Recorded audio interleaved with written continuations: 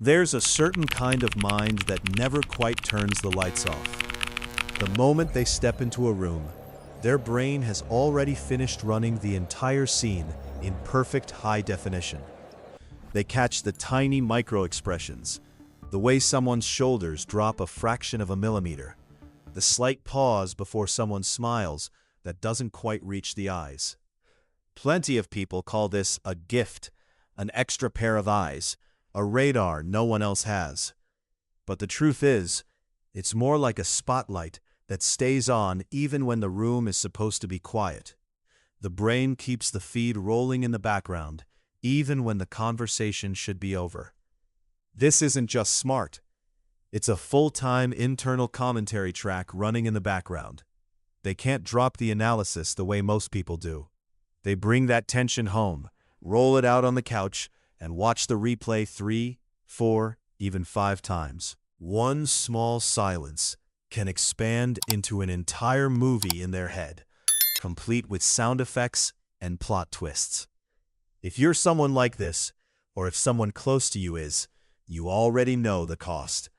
This level of awareness isn't just extra brain power. It's a non-stop emotional accountant. It feels like a superpower until it slowly drains every ounce of energy you have left. By the end of the day, they can sit on the couch exhausted, even though they only left the house for an hour. Their mind has just finished running a marathon that no one else can see. Today we're going to look at what makes this kind of mind tick, and how to stop it from eating you alive from the inside out. Let's start with where it comes from. Psychology usually splits people like this into 2 big camps. The first group is wired for it from birth. Science calls them highly sensitive persons, HSP. Their nervous system is like an ultra-sensitive microphone that picks up every single note. The world feels louder, brighter, and more intense than it does for everyone else. Even the softest light or quietest whisper gets amplified. The second group didn't start with a gift. They built the skill. This one comes from survival. Early in life, when safety felt shaky or unpredictable, their brain learned to run a non-stop risk assessment. The amygdala, that ancient danger alarm, stayed on high alert. Instead of learning to relax, they learned to scan every room like a security camera on loop. A child who grew up with mood swings in the house might have memorized the sound of car tires rolling into the garage, just to know whether their father was coming home drunk or sober. They learned to hear the sound of a kitchen cabinet slamming and measure how angry their mother was. They knew exactly when to step into the living room and smile, and when to disappear quietly into the corner.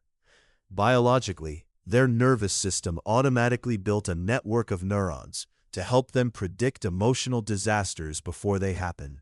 And over time, that survival vigilance turns into something deeper, what we now call hyper-awareness. Both paths end up in the same place, an internal scanner that never turns off. Now, how does this show up once the scanner is fully turned on? First, constant analysis mode. Most people have a conversation and can just enjoy it. This mind is running a secret second version at the same time. They notice the tiny pauses, the micro-expressions, the way someone's breathing changes. Even small compliments get dissected for hidden motives. A simple text from work can trigger a 20-minute loop of what did they really mean? Their mind rarely gets a break, so by evening, they feel like they just ran a marathon in their head. The analysis doesn't only point outward, it turns the camera inward, creating a second trap called hyper-self-awareness. That constant judging flips inward and creates a second trap, hyper-self-awareness. They feel an emotion, but they don't let it be. They step back and watch themselves feeling it, then judge the feeling in real time. A wave of sadness might be met with, "Should I even feel this? I have so much to be grateful for." A laugh at dinner gets followed by, "Did I come across too intense?" They're dancing perfectly, but they're also staring at their own feet the whole time. The flow disappears. They may not miss a single step, but they lose the sense of being truly present. Because they see so many layers, innocence in relationships slowly fades.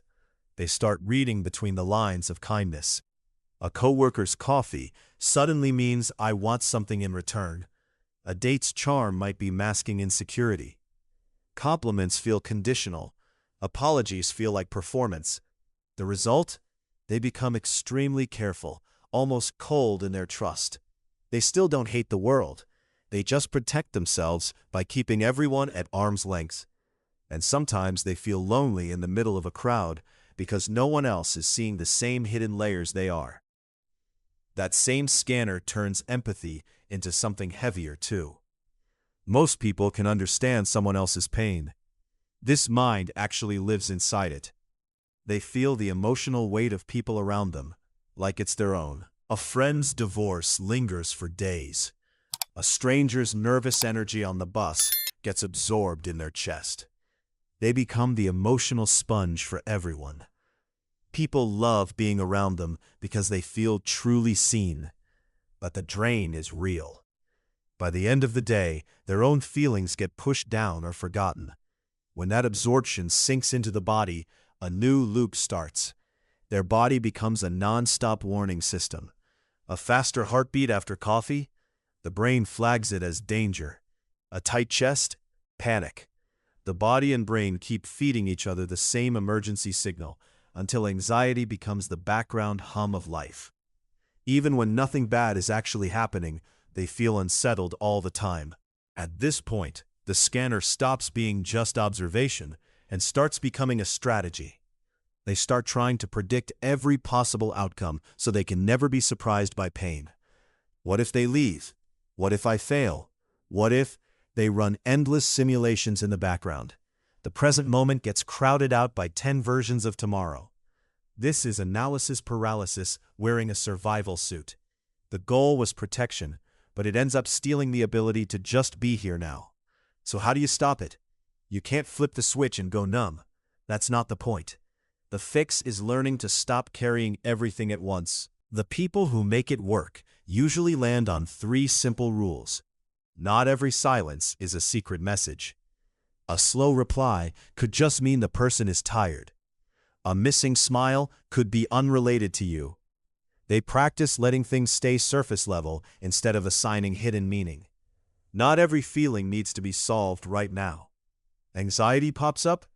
They say, my heart is racing, that's it. And let it sit there without chasing it. Not every insight needs to be used. They can see someone's insecurity clearly, but they don't have to become their therapist. They can spot trouble in a relationship, and sometimes the healthiest move is just stepping back. When they start practicing these, something magical happens. The awareness doesn't disappear, it matures. The sharp laser of judgment softens into a gentle light. They still see deeply, but they no longer cling to every flaw they spot. The energy in a room still hits them strongly, but it no longer drags them under. They stop living in the future and start being in the present. Curiosity replaces fear. A sunny afternoon and a good coffee taste better because they're finally free to enjoy it without running the risk report in the background. This isn't about becoming less aware. It's about learning that not every equation has to be solved by them right now. These are the people who think deeply and feel deeply. Their quietness isn't disinterest. It's wisdom they've earned after learning how to protect themselves without becoming prisoners of their own minds. If this landed somewhere you've been, drop a comment with the sign that feels most like you. You're not alone in this. The depth you carry isn't a flaw. It's a gift that gets even better when you start treating it with kindness. If this video gave you even a little breathing room, hit like and share it with someone else who's been carrying that same invisible scanner. Sometimes just knowing someone else sees the layers helps.